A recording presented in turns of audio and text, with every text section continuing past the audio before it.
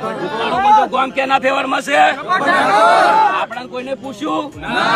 3 વાગ્યા સુધી આપણે રાહ જોઈ અમારો પ્રોગ્રામ હતો તો છતાં કેન્સલ કરીને અમે વાટ જોઈ પણ અમને કોઈ બોલાયા નથી અમારા ગામમાં કોઈ મીટિંગ પેલા થઈ નથી અને બંધારણનું અમને કોઈ કીધું નથી ઓલરેડી અમે મીટિંગ કરવા ગયા હતા કે અમારે ભાઈ અમારા જે આયોજક હતા પણ એમનું કોઈ માન્યું નતું અને આ પોતે ડિસિઝન લઈ લીધું છે અમને બરાબર એક વખત કાયદો હોય તો કોર્ટ બી પૂછે છે કે ભાઈ આરોપીને તારો ગુનો તને કબૂલ છે આ પૂછવામાં આવે છે કદાચ કોમના નિયમમાં સારું ફોસીની સજા નહીં નકાત તો મારે મરવું પડો યાર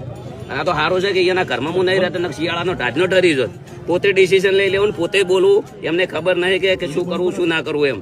અને જે 4-5 જણા છે એ ગોમના છે એ લોકોને ખાસ કરીને મને નેચું દેખાડવાની વાત કરી છે